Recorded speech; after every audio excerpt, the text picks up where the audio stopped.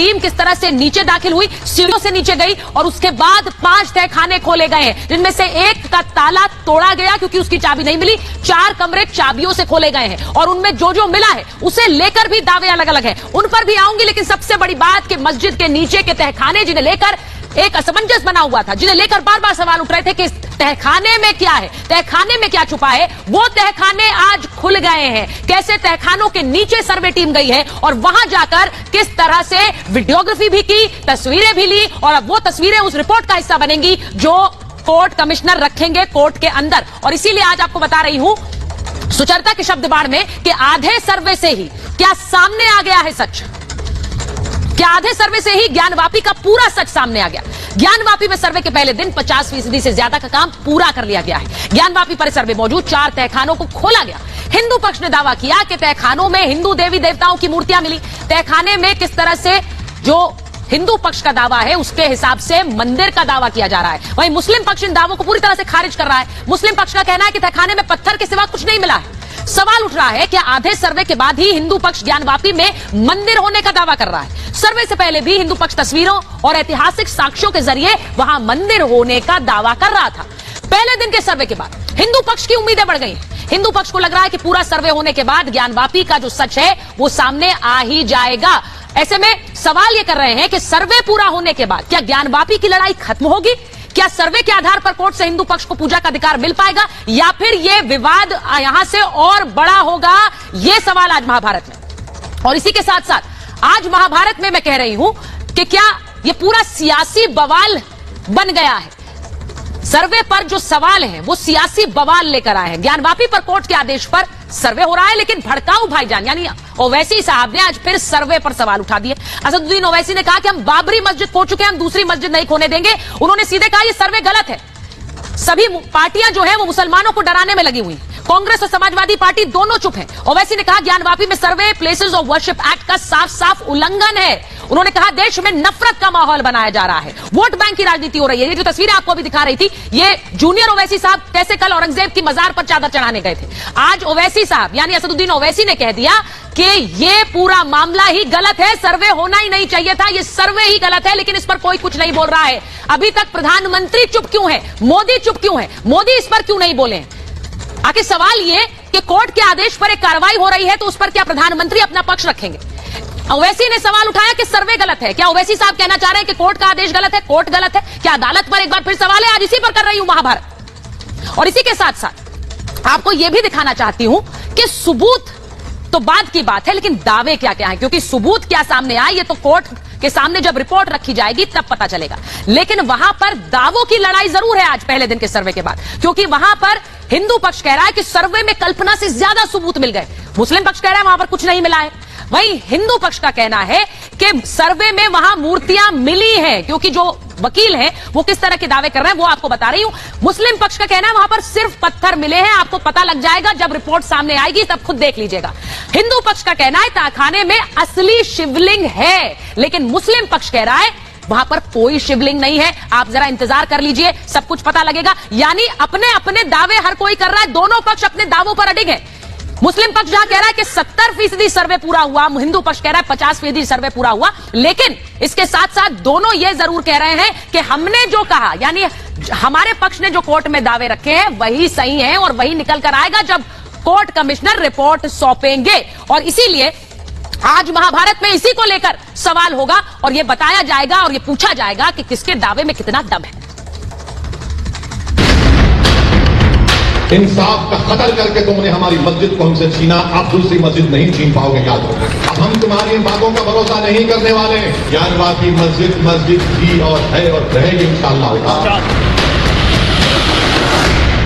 बिल्कुल 100% मिला। कल्पना से ज्यादा प्रमाण, बस इतना काफी। कल्पना से ज्यादा प्रमाण, बस इतना काफी। कुछ नहीं, वहाँ कुछ नहीं है। तो तहखाने में न तो शिवलिंग मिली, न हनुमान, न कोई मूर्ति, कुछ नहीं। जिनको एथराइज किया गया था सिर्फ वही अंदर जा चुके गए थे अंदर। प्रधानमंत्री क्यों नहीं बोलते? आप सरकार में हैं, पार्लियामेंट का बनाया हुआ कानून है, तो संवैधानिक जिम्मेदारी पहले प्रधानमंत्री की है कि वो अपनी चुप्पी को तोड़कर कहें कि उनकी सरकार 91 के कानून के लिए खड़ी है। और आज आज महाभारत में मेरे साथ जो मेहमान है मैं उनका परिचय आपसे करा देती हूँ। बीजेपी के राष्ट्रीय प्रवक्ता संजू वर्मा हमारे साथ जुड़ रही है। हमारे साथ जुड़ रहे हैं समाजवादी पार्टी के राष्ट्रीय प्रवक्ता अनुराग भदौरिया जी। लेकिन यहाँ स्टूडियो में मेरे साथ कौन है? मेरे साथ स्टूडियो में प्रोफेसर कपिल कुमार है, हिस्टोरियन है, और आज जो दावे और कहकाने से क्या क्या निकला है उस पर बात होगी। मेरे साथ हाजिर खान साहब है, इस्लामिक स्कॉलर है, स्टूडियो में हमारे साथ जुड़ रहे हैं। जय भगवान गोयल जी हमारे साथ है, प्रेसिडेंट है यूनाइटेड हिंदू फ्रंट के, और इसी के साथ साथ मौलाना Sajid Rashidi, president all India इमाम एसोसिएशन के, बहुत दिनों बाद महाभारत में आए हैं। रशीदी साहब स्वागत आपका। मैं शुरुआत कर रही हूं, लेकिन पहले एक बार संजू वर्मा जी के साथ और अनुराग भदौरिया जी के साथ। अनुराग भदौरिया और संजू वर्मा, मैं अनुराग जी आपसे इसलिए पूछ रही हूं क्योंकि आज ओवैसी साहब ने कहा ये तो सर्वे ही पूरी तरह से गलत है, ये सर्वे पूरी तरह से गलत है। संजू जी ये कहा जा रहा है, मैं एक बार आ रही हूं, एक बार जब जुड़ेंगे तो मुझे बताइएगा। मैं स्टूडियो मुझे ये बताइए जय भगवान जी, यहां पर ये कहा जा रहा है कि सर्वे तो पूरी तरह से गलत है। ओवैसी साहब ने कहा ये सर्वे ही गलत है, एक मस्जिद हमने दे दिया अब नहीं देंगे, और ये प्रधानमंत्री चुप क्यों है इस पर वो बोल रहे हैं। देखिए यही बातें श्री राम जन्मभूमि को लेके भी ये लोग कर रहे थे। हाँ। जब सर्वे हुआ, खुदाई हुई, सारा मामला सुप्रीम कोर्ट में गया और सुप्रीम कोर्ट ने दूध का दूध पानी पानी कर दिया, और उसके बाद आज वहां पर राम मंदिर का निर्माण शुरू हो चुका है। अभी ज्ञान वापी को लेकर के भी यही बातें लोग कर रहे हैं, और आज जो वहां पर जज गए हैं उन्होंने जो भी इंक्वायरी की है, जो भी वीडियो बनाई है, उसके बाद जो बातें आ रही हैं हाँ। कि ये बात साक्ष्य हैं कि वो सिंगार गौरी मंदिर है। हाँ। मगर वैसी साहब जानबूझ करके हिंदुस्तान के मुसलमानों को भी भड़का रहे हैं हाँ। और हिंदुओं को भी भड़का रहे हैं। हाँ। अगर मामला कोर्ट में है तो शांति से उसका इंतजार करो, कोर्ट का फैसला क्या आता है। मैं रशीदी जी के पास एक बार जा रही हूं। रशीदी जी, कोर्ट के फैसले का इंतजार करना क्या जरूरी नहीं है? उससे पहले ये कहना सर्वे गलत है, देखिए क्या हो रहा है, प्रधानमंत्री चुप क्यों है, ये सब जरूरत है क्या रशीदी जी? उससे पहले ये कहना भी गलत है कि गौरी शंकर का मंदिर है। हाँ। ये कहना भी गलत है। और वहां पूजा होती है ना साल में एक बार तो कम से कम, तो मंदिर मानकर ही होती होगी। पूजा होती है, कोर्ट के ऑर्डर पर होती है। हाँ, तो उसकी कोर्ट ने ऑर्डर इजाजत दिया, तो इंतजामिया कोर्ट ने दिया है कमेटी ने ना। दे रखी है। अब कोर्ट ने ही फैसला किया है कि वहां सर्वे होगा। हाँ। सर्वे कोर्ट के फैसले से हो रहा है। ये कह देना पहले कि वहां मंदिर है तो ये भी तो गलत है ना। हमारा पक्ष ये है, हम ये कहना चाहते हैं कि 1991 में जो एक कानून बना था, पार्लियामेंट ने उसको हाँ। पास किया था, ठीक है। उस कानून का खुला उल्लंघन है ये, क्योंकि उसमें कहा गया है साफ तौर से कि 1947 अगस्त से जो भी प्लेसेस मजहबी जो प्लेसेस हैं वो तमाम की तमाम जो के तो रहेंगे, उनमें कोई रद्दोबदल नहीं होगा। तो उसको किस आधार पर ये कर रहे हैं मेरी समझ में नहीं आ रहा है। दूसरे ये कि ये सच्चाई है कि हुकूमत आज खामोश है, हुकूमत का कोई नुमाइंदा सामने आकर नहीं बोल पा रहा है, ना कोई बात कर रहा है। ये हुकूमत की जिम्मेदारी है कि वो सामने आकर इस पर बात करें। आपके सामने श्रीलंका है, उसको देखिए।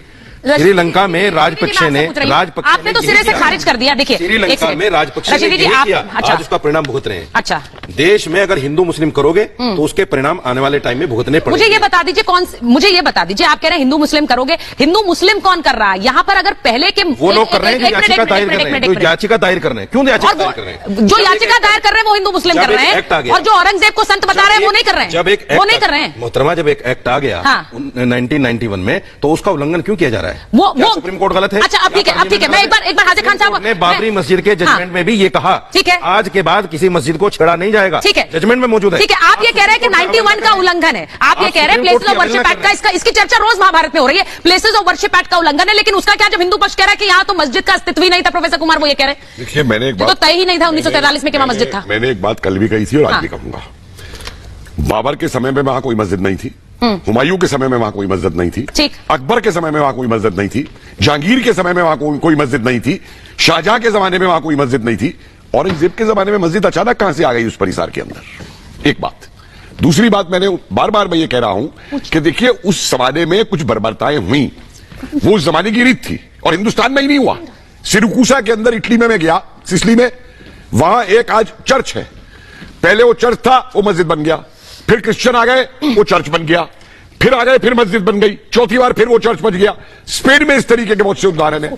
मेरा ये कहना है कि उस काल में जो इस तरीके की बर्बरताएं हुई, हमें उनसे ऊपर उठ करके और एक दूसरे भाईबंद की तरीके से, अगर किसी की धार्मिक भावनाएं किसी से आहत होती हैं तो हमें उनको साथ लेकर के, मैंने कल भी अयोध्या का उदाहरण दिया था कि सन 57 के अंदर अयोध्या के अंदर वहां के लोगों ने बैठ करके, एक मौलवी ने और एक महंत ने तय कर लिया, और ये हो गया कि आपको प्रोफेसर कुमार लग रहा है यहाँ पर ये हो पाएगा? मौलवी और संत बैठकर ये तय कर लेंगे कि यहाँ पर मंदिर है या मस्जिद है? ये हो पाएगा? कभी हो पाएगा? एक बात बताऊं, ये पॉसिबिलिटी है। मैं आपको बताऊं, अगर बहुत अच्छा सुझाव है। मैं बताऊं आपको, अगर अपने धर्म के सिद्धांत के हिसाब से लोग चले गए तो कुरान में खुद ये लिखा हुआ है कि दूसरे की इबादत की जगह पे मस्जिद नहीं बन सकती, हाँ। या किसी की जबरदस्ती लेकर के नहीं बन सकती। रशीदी साहब बोल रहे हैं, रशीदी साहब जवाब दे रहे हैं। रशीदी जी बताइए कौन सी मस्जिद तोड़ी गई है? वो राम जन्मभूमि जी, एक बार सुचारिता जी मेरी सुनिए। 1992 बाबरी मस्जिद जी, ये 1992 की बात करते हैं। हमारा राम जन्मभूमि स्थान था, मैंने देखा है बाबरी तोड़ा हमने, वहां शुरू हो गया। सुप्रीम कोर्ट ने बाकायदा अपने जजमेंट में कहा कि 1949 में मूर्तियां गलत रखी गई। सुप्रीम कोर्ट ने अपने जजमेंट में कहा कि हमें कोई ऐसा साक्ष्य नहीं मिला। उन्होंने रखवाई जो कहते हैं सुप्रीम कोर्ट ने ये भी कहा कि 92 में बाबरी मस्जिद इनलीगल तोड़ी गई, फिर भी वो मस्जिद वो जगह रामलला को यहाँ ज्ञानवापी में खामोश है ना। नहीं आप क्या चाहते हैं? खामोश है मतलब सारी मस्जिदों पे दावा करें, सारी मस्जिदों को तोड़कर आप मंदिर बनाना शुरू करें? अच्छा, चाहते हैं? ठीक है जय भगवान जी वो कह रहे हैं कि सारी मस्जिदों को तोड़कर आप मंदिर बनाना चाह रहे हैं। बिल्कुल, चाहिए होगा 30,000 संविधान पर 30,000 हमारे मंदिर तोड़ करके मस्जिदें बनाई गई हैं।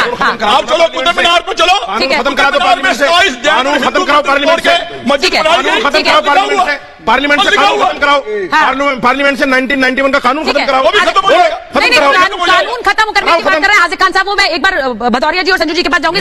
बताइए कानून खत्म करने की बात कर रहे हैं कि वो तो कानून का खुला उल्लंघन है। 91 के कानून के उल्लंघन की बात तो बाद में आएगी सर, पहले तो पूजा के अधिकार का मामला है। वो कह रहे हैं पूजा का अधिकार भी क्यों मांग रहे हैं? सुचारिका जी बात यह अभी आपने बात शुरू करी तो असदुद्दीन ओवैसी से शुरू करी।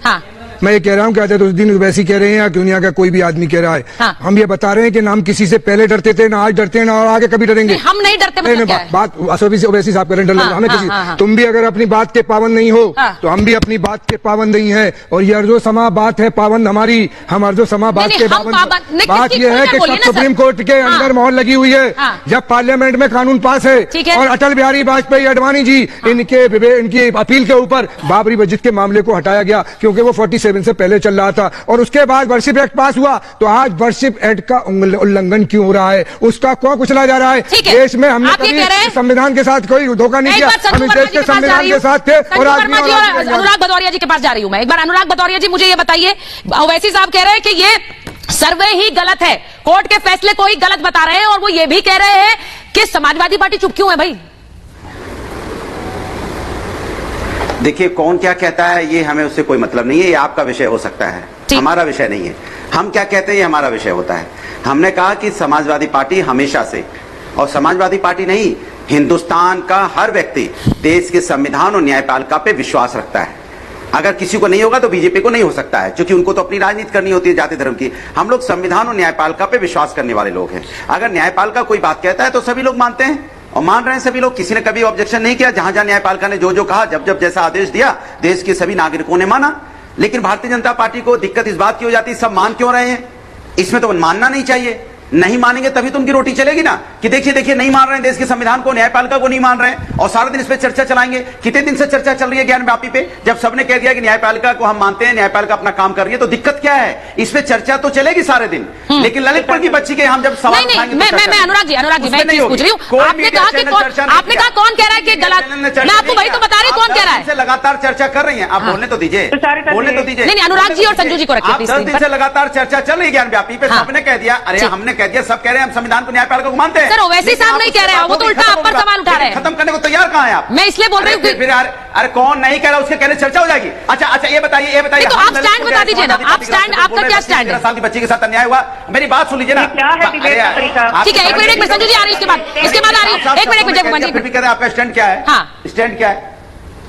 मैंने साफ साफ कह दिया समाजवादी लोग संविधान और न्यायपालिका को मानने वाले लोग हैं। न्यायपालिका जो कहता है उसको सब लोग मानते हैं, हम भी मानते हैं। लेकिन मैं कह रहा हूं, आप कह रहे हैं कि फलाने ये कह रहे हैं, तो हम तो ललितपुर गए थे। अच्छा ठीक है, मैं अपने सवाल को दूसरे तरीके से पूछ लेती हूँ, फिर संजू जी के पास जाऊंगी। एक मिनट 13 साल की बच्ची के लिए उसके घर गए, अच्छा अब तो इशू नहीं बनाया। अच्छा अनुराग जी बात कर रहे हैं आप ही। अच्छा बीजेपी सुन लीजिए, आप बोलने दीजिए, जब बुलाया तो बोलने दीजिए। आपने मुझे इतनी देर बाद बोलने का मौका दिया। बोलिए सर बोलिए, आप बैश नहीं हुए थे सर, मैं तो आप ही के पास और संजू जी के पास पहले गई थी।